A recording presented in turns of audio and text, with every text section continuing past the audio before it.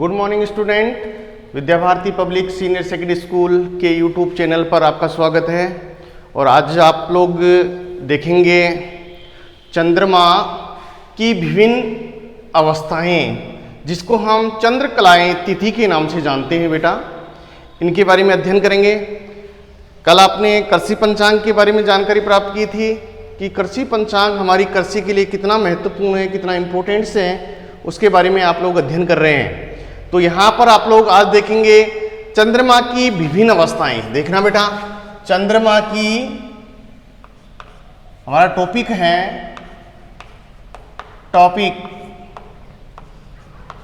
चंद्रमा की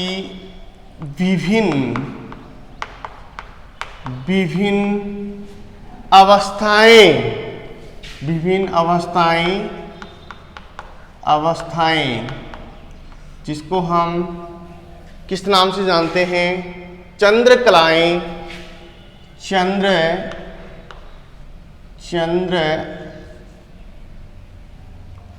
चंद्रकलाएं तिथि, क्योंकि इसके प्रमुख अंग भी बताए थे हमने।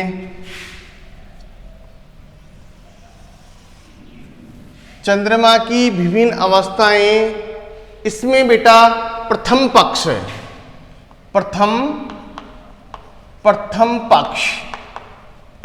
जिसको हम शुक्ल पक्ष के नाम से जानते हैं। शुक्ल पक्ष जो आप अपनी भाषा में चांदनी रात कहते हैं, इसके अंदर द्वितीय पक्ष आएगा, उसको हम कर्षण पक्ष कहते हैं, जिसको आप अंधेरी रात बोलते हैं, जिसको आप अमावस्या कहते हैं, प्रथम पक्ष को पूर्णिमा कहते हैं। ठीक है ना? इसके बारे में आप लोग जानकारी प्राप्त करेंगे, ज्यादा समझेंगे।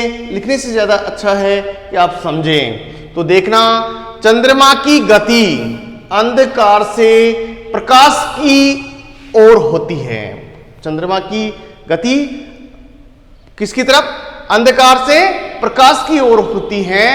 लगभग 7 दिनों में चंद्र मध्य बिंदु तक पहुंचकर अर्ध प्रकाशित हो जाता है।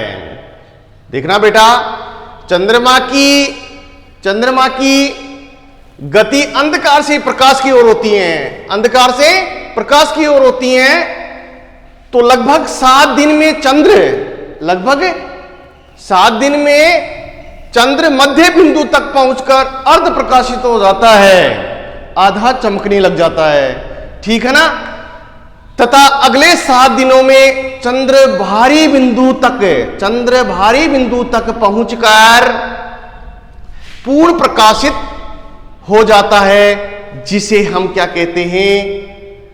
पूर्णिमा कहते हैं। क्या कहते हैं? पूर्णिमा। क्या कहेंगे? पूर्णिमा। ये देखिए बेटा कि 7 दिन तक तो अर्ध प्रकाशित हो जाता है, और 7 दिन बाद में क्या होता है? ये पूर्ण प्रकाशित हो जाता है, पूरी तरह से पूरा चमकने लग जाता है, जिसको हम क्या कहते हैं? पूर्णिमा कहते हैं। आज आप लोगों को पता चलेगा कि प्रथम पक्ष, शुक्ल पक्ष, कि ये चंद्रमा किस प्रकार से पृथ्वी के चक्कर लगाता हुआ, यह हमेशा अंडाकार कक्षा में अपना चक्कर लगाता है, और ये 7 दिन में मध्य बिंदु तक पहुंच जाता है, और 7 दिन बाद में क्या होता है? बाहरी बिंदु तक पहुंचकर ये पूर्ण प्रकाशित हो जाता है, जिसको हम क्या कहते हैं बेटा? पूर्णिमा के नाम से जानते हैं। ठीक है ना? अब इसके बाद में देखेंगे आप द्वितीय पक्ष। क्या देखेंगे? द्वितीय पक्ष, जिसको हम कृष्ण शुक्ल या क्या किस नाम से जाएंगे आप लोग? कर्षण पक्ष के नाम से जानते हैं। किसके नाम से? कर्षण पक्ष। ये देखिए, जिसको काली रात के नाम से जानते हैं, जिसको अमावस्या के नाम से जानते हैं। प्रथम पक्ष आपके ने जाना है, शुक्ल पक्ष भी कह सकते हैं, जिसको आप पूर्णिमा के नाम से जानते हैं। एक बार और देख लीजिए, इसको ध्यान से सुनिए कि चंद्रमा की गति अंधकार से प्रकाश की ओर होती है। अंधकार से प्रकाश की ओर होती है। लगभग 7 दिनों में चंद्र मध्य बिंदु तक पहुंचकर अर्ध प्रकाशित हो जाता है। लगभग 7 दिन में चंद्र मध्य बिंदु तक पहुंचकर अर्ध प्रकाशित हो जाता है तथा अगले 7 दिनों में चंद्र भारी बिंदु तक पहुंचकर पूर्ण प्रकाशित हो जाता है। उसको हम क्या कहते हैं? पूर्णिमा कहते हैं। ठीक है बेटा। इसके बाद में देखना यहां पर मैंने इसके बारे में आपको बता दिया है। नोट्स की पीडीएफ है, वो आज इस सेकंड लेसन की भेज दी जाएगी। इसको आप लोग ध्यान से देखना, क्योंकि हर चैप्टर्स के यहां पर पीडीएफ बनाकर भेजा जा रहा है। तो बेटा इसको ध्यानपूर्वक पढ़ना आप लोग, क्योंकि एक ऐसा कोई भी पॉइंट यहां नहीं छोड़ा जा रहा है जो आपके सिलेबस से बाहर हो। साथ के अंदर जो जेट कंपटीशन करने वाले छात्र हैं वो भी इसका पूरा अध्ययन करेंगे। देखिए एक एक पॉइंट छोड़ते हैं तो मीन्स जो जेट वाले विद्यार्थी हैं वो पिछड़ जाएंगे। इसलिए यहाँ पर ये देखते हुए इसी प्रकार से सिलेबस लिया जा रहा है ताकि बच्चा जेट फाइट भी कर सके। तो यहाँ पर देखना, मैं कुछ बातें यहाँ पर लिख रहा हूं, लेकिन आप लोगों को याद करना है कब, जब मैं बोल रहा हूं। ठीक है ना? तो इसलिए आप लोग ध्यान रखिए यहां पर प्रथम पक्ष शुक्ल पक्ष, द्वितीय पक्ष कृष्ण पक्ष। ठीक है? इसको पूर्णिमा और इसको अमावस्या। पूर्णिमा किसे कहते हैं, अमावस्या किसे कहते हैं, ये आप लोगों को यहां बताया जा रहा है। ठीक है ना? तो यहां अमावस्या के बारे में देखना, जिसको द्वितीय पक्ष कहते हैं। इस कला में चंद्रमा पुनः अपनी पूर्व स्थिति में पूछने के लिए, चंद्रमा अपनी पूर्व स्थिति में पूछने के लिए पुनः वह गतिमान होता है। इस कला में चंद्रमा पुनः अपनी पूर्व स्थिति में पूछने के लिए गतिमान होता है। पहले वाली स्थिति पूछने के लिए क्या होगा, जब प्रकाश से ये क्या आएगा, अंधकार में आएगा, क्योंकि इसका उल्टा हो जाएगा ना, अंधकार में आएगा ना। तो देखना में इस कला में चंद्रमा पुनः अपनी पूर्व स्थिति में पूछने के लिए गतिमान होता है तथा अगले 7 दिनों में चंद्रमा का आधा भाग, अगले 7 दिनों में चंद्रमा का आधा भाग सूर्य की तरफ होता है और अंतिम 7 दिनों में चंद्रमा पूर्णतः सूर्य और पृथ्वी के बीच पहुंच जाता है। अंतिम 7 दिनों में सूर्य और सूर्य और पृथ्वी के बीच पहुंच जाते हैं। कौन पहुंच जाता है, चंद्रमा पहुंच जाता है। चंद्रमा सूर्य और पृथ्वी के बीच पहुंच जाता है अंतिम 7 दिनों में, क्योंकि ये 15 दिन का रिटर्न चल रहा है, आप लोग भी देखना। 7 दिनों में चंद्रमा का आधा भाग सूर्य की तरफ होता है और अंतिम 7 दिनों में चंद्रमा पूर्णतः सूर्य और पृथ्वी के बीच पहुंच जाता है। वह पूर्ण अंधकार में हो जाता है, अर्थात पूरी तरह से काला हो जाता है, जिसको हम क्या कहते हैं, अमावस्या कहते हैं। जिसको हम क्या कहते हैं, अमावस्या कहते हैं, कि पूर्ण अंधकार में हो जाता है। कब होता है, अंतिम 7 दिनों में, जब चंद्रमा सूर्य और पृथ्वी के बीच में पहुंच जाता है, तब ये पूरी तरह से क्या हो जाता है, अंधकार में हो जाता है, जिसको हम क्या कहते हैं, अमावस्या कहते हैं। ठीक है ना बेटा? तो ये ध्यान रखना, इनका कृषि कार्य में महत्व, प्रथम पक्ष और द्वितीय पक्ष, पूर्णिमा और अमावस्या।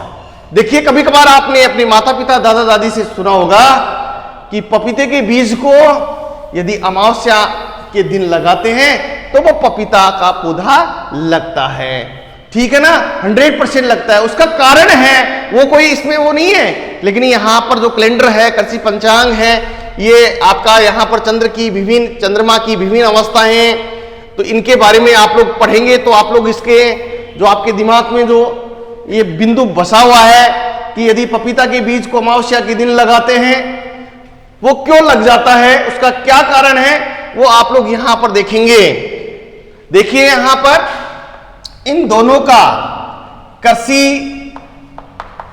कृषि में महत्व, इन दोनों का कृषि में महत्व, कृषि कार्य में महत्व, कृषि कार्य में महत्व। ठीक है बेटा, ये देखिए आप लोग नंबर 1 यहां पर देखिए, प्रथम पक्ष पूर्णिमा और द्वितीय पक्ष अमावस्या। तो यहां पर दोनों के बारे में, दोनों का कृषि में क्या महत्व है, इसके बारे में आप लोग जानकारी प्राप्त करेंगे कि कृषि कार्य में क्या महत्व है। तो यहां पर देखना, पहला पूर्णिमा के समय चंद्र का, पूर्णिमा के समय, पूर्णिमा के समय चंद्र का सर्वाधिक, चंद्र का मतलब चंद्रमा, चंद्र का सर्वाधिक, सर्वाधिक पूर्णिमा के समय चंद्र का सर्वाधिक आकर्षण जल तत्व है, आकर्षण, आकर्षण सर्वाधिक आकर्षण जल तत्व, जल तत्व पर होता है।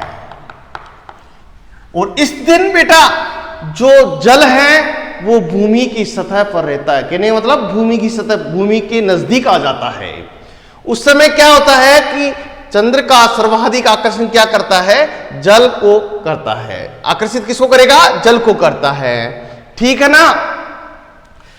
यदि पूर्णिमा के 48 घंटे, यदि पूर्णिमा के 48 घंटे, 48 घंटे पूर्व बीजों की बुआई कर दी जाती है तो बीजों का अंकुरण बहुत अच्छा होता है और पौधे निरोगी रहते हैं, पौधे निरोगी रहते हैं। ये ध्यान रखना, बीजों की बुआई की जाए, बीजों की बुआई की जाए तो बीज अंकुरण, बीज अंकुरण में वृद्धि होती है, वृद्धि होती है और पौधे स्वस्थ रहते हैं। ये देखिए बेटा, इस दोनों का यहां पर पूर्णिमा के बारे में बता रहेंगे, कृषि कार्य में महत्व। पूर्णिमा के समय चंद्र का सर्वाधिक आकर्षण जल तत्व पर होता है। यदि पूर्णिमा के 48 घंटे पूर्व बीज की बुआई की जाए तो बीज अंकुरण में वृद्धि होती है और पौधे क्या रहते हैं, स्वस्थ रहते हैं। ठीक है ना, पौधे क्या रहते हैं, स्वस्थ रहते हैं। दूसरा है नंबर 2, इस समय फसल की कटाई नहीं करें। इस समय, इस समय किस समय, पूर्णिमा के समय, किस समय, पूर्णिमा के समय फसल की कटाई, इस समय फसल की कटाई नहीं करें, नहीं करें। क्योंकि इस समय क्या होता है, भूमि में आर्द्रता अधिक होती है जिससे कीट एवं फफूंदों का आक्रमण अधिक रहता है। नहीं करें क्योंकि वातावरण, या आप लोग लिख सकते हैं मृदा में आर्द्रता अधिक रहती है। ठीक है, तो इसलिए ध्यान रखें फसल की कटाई नहीं करें, पूर्णिमा के समय फसल की कटाई नहीं करें। तभी तो किसान अमावस्या के लगभग ये कटाई करता है, जिससे बीज बहुत ही स्वस्थ और स्वादिष्ट प्राप्त होते हैं। बहुत सारे किसान अपने सिस्टम से अगर वो खेती करता है तो बेटा बहुत अच्छा लाभ प्राप्त होता है और वो बीज बहुत अच्छा प्राप्त होता है। कभी कभार देखना किसी के खेत का बीज बहुत ही स्वादिष्ट होता है, किसी का बीज, खेत का फसल है बहुत कमजोर होती है और स्वादिष्ट भी नहीं होती इतनी।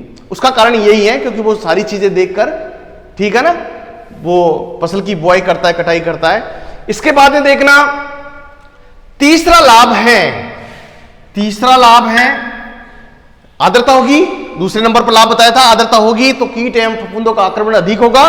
तो यहां पर तीसरा, अमावस्या के समय नमी की कमी रहती है। अमावस्या क्योंकि इसका उल्टा है, पानी नीचे चला जाता है। अमावस्या के समय अमावस्या के समय नमी की कमी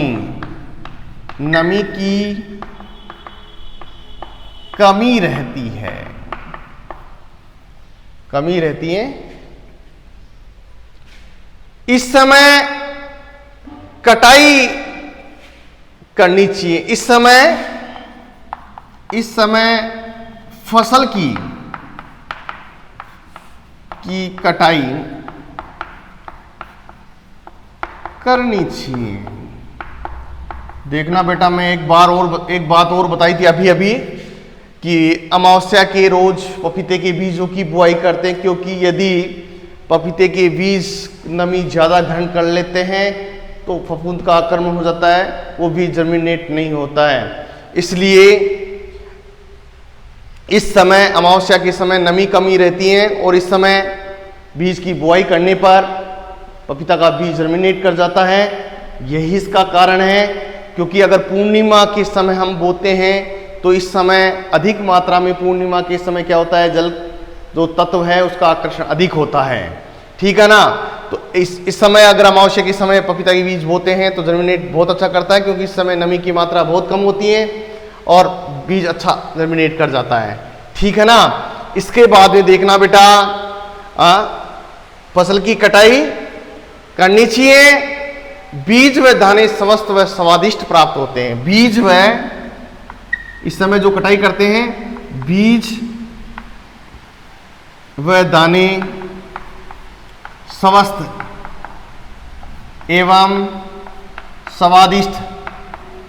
स्वादिष्ट होते हैं, ठीक है। यहां पर देखना, मैंने इसके लाभ बता दिए हैं, इसको अच्छी प्रकार से देखना बेटा कि यहां पर इन दोनों का इंपॉर्टेंस है, कृषि कार्य में महत्व है किसका, प्रथम पक्ष और द्वितीय पक्ष का।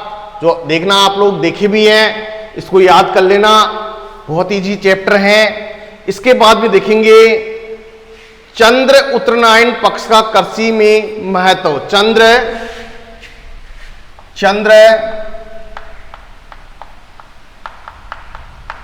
उत्तरायण, क्या, चंद्र उत्तरायण,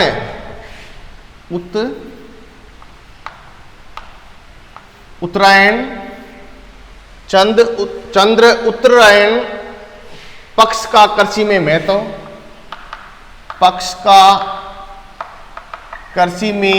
महत्व। जब चंद्रमा उत्तरायण की ओर होता है तब कृषि में किस प्रकार से इंपॉर्टेंस होता है, तो देखना बेटा, पौधे स्वस्थ होते हैं जब चंद्रमा उत्तरायण पक्ष में हो, या आप लोग कह सकते हैं कि जब चंद्रमा गति उत्तरायण की ओर कर रहा है, उस समय क्या करना है, उस समय क्या होता है, पौधे स्वस्थ होते हैं। यहां पर सबसे पहले लिखेंगे आप लोग, जड़, पत्ती, फल व बीज का उत्पादन अधिक होता है। यदि हम इस समय कृषि कार्य करते हैं तो जड़, पत्ती, फल व बीज का उत्पादन अधिक होता है, अर्थात पैदावार अधिक होता है और पौधे स्वस्थ होते हैं, और पौधे स्वस्थ होते हैं। इस समय की जो बुआई की जाती है, जब चंद्रमा उत्तरायण की ओर रहता है तब अपने को ये लाभ प्राप्त होता है। इसके बाद में देखना, चंद्र दक्षिणायन पक्ष का कृषि कार्य में महत्व। चंद्र दक्षिणायन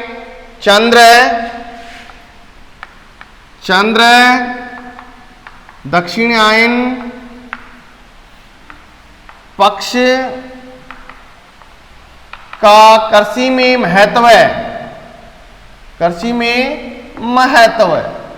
हर पॉइंट के बारे में देखिए आप लोग। इस समय हम अगर फसल की बुआई करते हैं, जड़ वाले पत्ती वाले फल व बीज का उत्पादन बहुत अच्छा होता है और पौधे भी क्या होते हैं, स्वस्थ होते हैं। इसके बाद में चंद्र दक्षिणायन पक्ष का कृषि में महत्व है। इस समय कंद वाली फसलें, कंद वाली फसल जैसे अश्वगंधा व सफेद मूसली की बुआई करनी चाहिए, जिससे अधिक उत्पादन प्राप्त होता है। ये ध्यान रखना, कंद वाली फसलें कब बोएं, जब चंद्रमा दक्षिणायन की ओर गति कर रहा है या दक्षिणायन की ओर जा रहा है, तब अपने को कंद वाली कौन सी, अश्वगंधा और सफेद मूसली की बुआई करें। ठीक है ना बेटा। इसके बाद में देखेंगे आप लोग पृथ्वी से चंद्रमा अति निकटता या अति दूरी। ये देखिए आप लोग,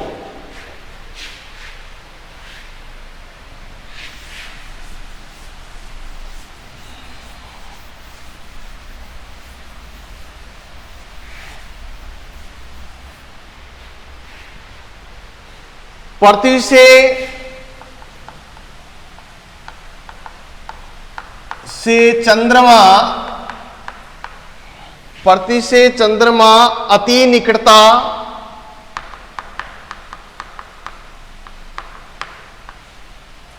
या अति दूरी,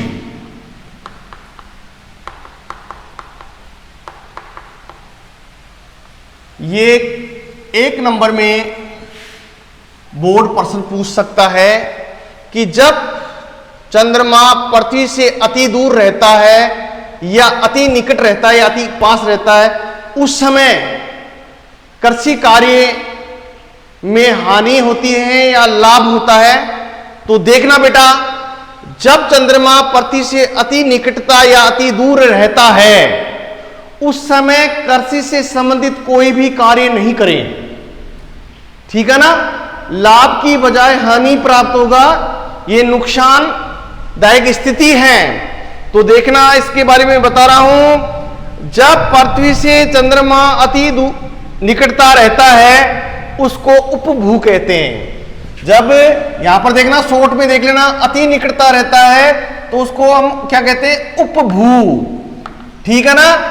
और अति दूरी, जब चंद्रमा पृथ्वी से अति दूरी रहता है, उसको हम क्या कहते हैं, अपभू। क्या कहते हैं बेटा, अपभू। ये देखिए, दोनों की परिभाषा बन गई है यहां पर।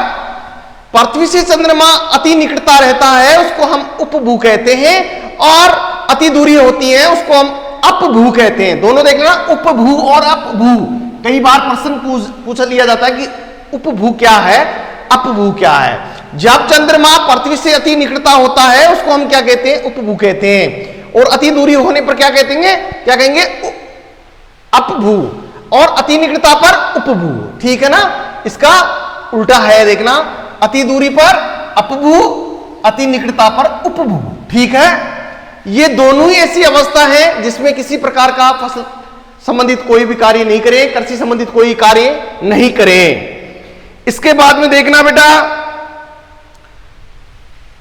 इसके बाद में हमारा अगला टॉपिक है परभक्षी।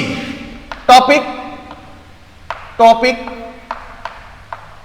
प्रीडेटर, परभक्षी।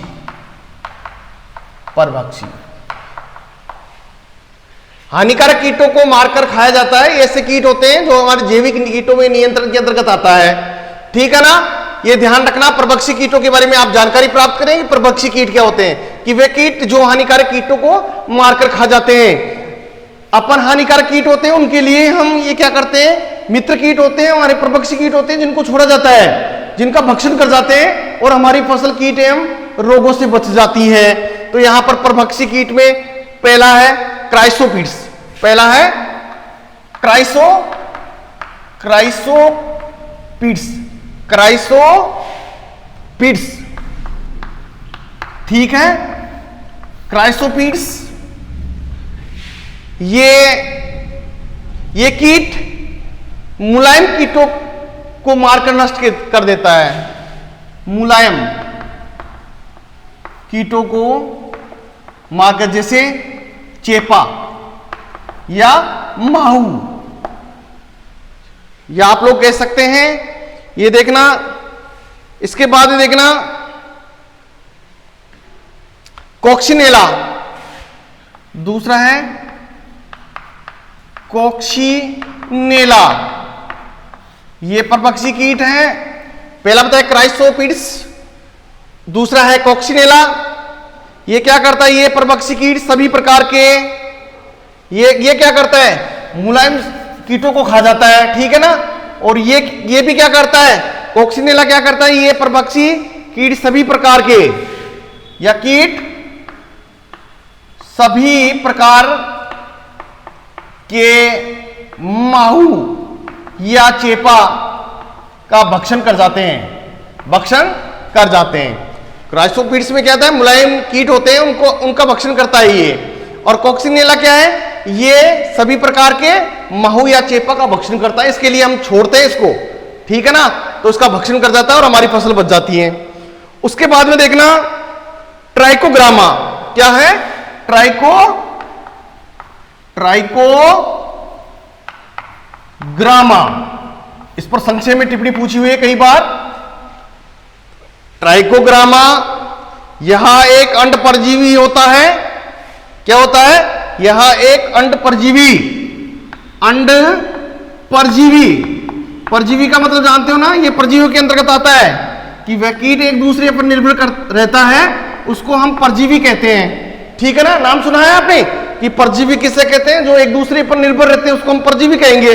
तो ये ट्राइकोग्रामा क्या है, एक अंड परजीवी है, जो लेप्टोप्टेरा गण के जो जीव होते हैं उनमें ये अंडे देता है, और अंडे देकर उसको क्या कर देता है, नष्ट कर देता है। जो हानिकारक जो कीट होते हैं उसको क्या कर देता है, नष्ट कर देता है। तो ये बहुत ही अच्छा है। ये एक कार्ड पर देखना, 1 कार्ड पर 16,000 से 20,000 पोसे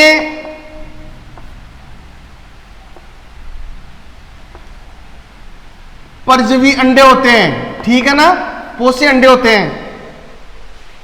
तो ये देखना बेटा, ट्राइकोग्रामा ये अंड परजीवी होता है, और एक कार्ड पर 16,000 से 20,000 अंडे होते हैं, और ये लेप्टोप्टेरा गण के क्या करता है, जीवों के अंदर क्या कर देता है, अपना अंडा देता है, और अंडे देकर उसको क्या कर देता है, नष्ट कर देता है, उसको खा जाता है, उसका भक्षण कर देते हैं, ठीक है ना। इसके बाद में देखेंगे आप लोग ट्राइकोडर्मा, ट्राइकोडर्मा, ये देखिए ट्राइकोडर्मा, ये क्या है, यह एक मित्र फफूंद है, क्या है, मित्र फफूंद है, मित्र फफूंद है। ये एक तो अंड परजीवी कीट है और ये मित्र फफूंद है, हाँ? ये दोनों अलग अलग हैं, ध्यान रखना, इसमें संक्षेप में टिप्पणी पूछ लिया जाता है बेटा। तो आप लोग अंड परजीवी और मित्र फफूंद दोनों के बारे में अंतर स्पष्ट कर लेना कि जहां ड्रमा लग जाए तो वो मित्र फफूंद है, और जहां ग्रामा लग जाए, ठीक है ना, ट्राइकोग्राम या ट्राइकोग्रामा या ट्राइकोग्राम, अंड परजीवी, ठीक है ना, अंड परजीवी होता है। यहां पर इसको, ये ट्राइकोग्रामा ही है, इसको अच्छी प्रकार से देख लेना, ये है ड्रमा है, यहां पर मैं है, ठीक है ना। तो ये आप लोग देखिए, ट्राइकोड्रमा मित्र फफूंद और ट्राइकोग्रामा क्या है, अंड परजीवी, ठीक है ना, दोनों का अंतर देख लेना। ये मर्दा संबंधित जो भी हानिकारक फफूंद होते हैं ना, उसका भक्षण कर जाता है, ठीक है ना। तो ये ध्यान रखना, ये मर्दा संबंधित कोई भी रोग वगैरह होता है उसको नष्ट करने के लिए इस फफूंद का उपयोग लिया जाता है, ठीक है बेटा। इसके बाद में आप लोग देखेंगे टिकाऊ खेती। टिकाऊ खेती किसे कहते हैं, ये आपका चैप्टर आज पूरा होता है, 2 पॉइंट और बच रहे हैं इसके अंदर, इसको देख लीजिए आप लोग, ठीक है बेटा।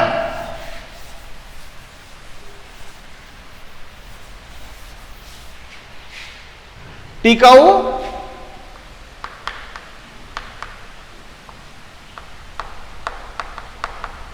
टिकाऊ खेती। ठीक है, टिकाऊ खेती से, यहां पर इसकी परिभाषा लिख रहा हूं, टिकाऊ खेती, टिकाऊ मतलब स्थायी खेती। टिकाऊ खेती से तात्पर्य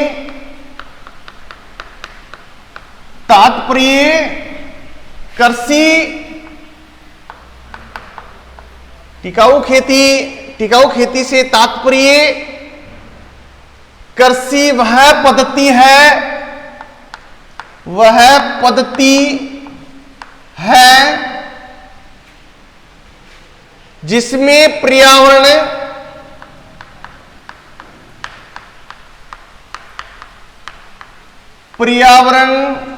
को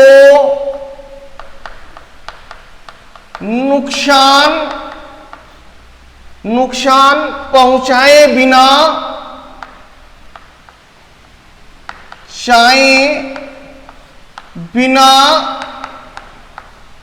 लंबे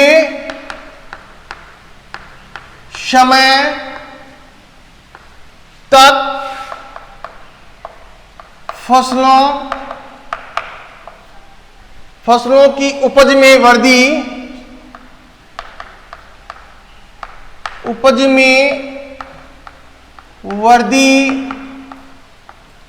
होती रहे, उसे टिकाऊ खेती कहते हैं।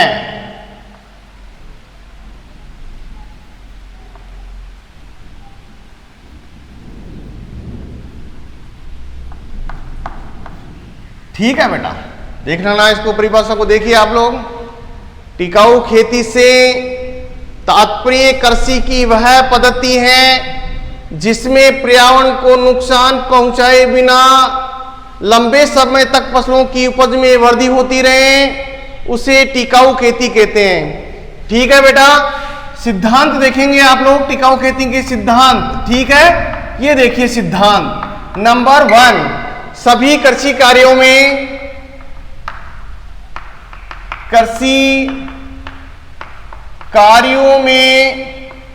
सामंजस्य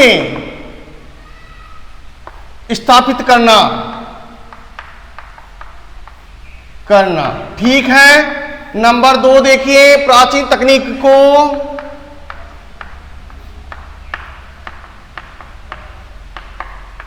को नई तकनीकी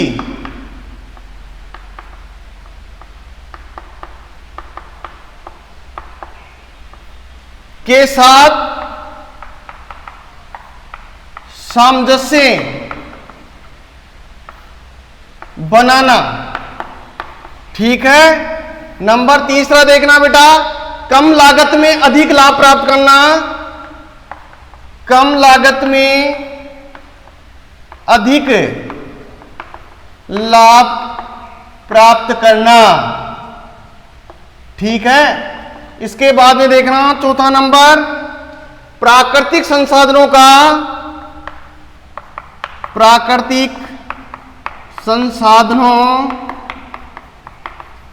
का अत्यधिक उपयोग। ठीक है, और इसके बाद में देखना मानव आवश्यकता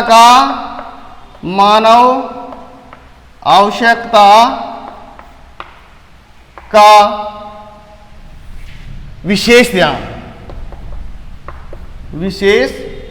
ध्यान। ठीक है ना बेटा, सभी कृषि क्रियाओं में सामंजस्य स्थापित करना, प्राचीन तकनीकों को नई तकनीकों के साथ सामंजस्य बनाना, कम लागत में अधिक लाभ प्राप्त करना, प्राकृतिक संसाधनों का अत्यधिक उपयोग करना, मानव आवश्यकता का विशेष ध्यान रखना। ये देखना बेटा, ये सिद्धांत है, तो ये ध्यान रखना, ये परीक्षा के अंदर पूछ सकता है, वेरी वेरी मोस्ट इंपॉर्टेंट है। ठीक है ना, ये देखिए बेटा, टिकाऊ खेती को परिभाषित करते हुए सिद्धांतों के बारे में बताइए। ये आपके 2 नंबर में प्रश्न आ सकता है, तो ये ध्यान रखना, आप लोग अच्छी प्रकार से याद कर लेना। तो मैं आशा करता हूं आज का वीडियो है आपको बहुत अच्छा लगा होगा। इसके लिए आप लाइक करना, शेयर करना। धन्यवाद।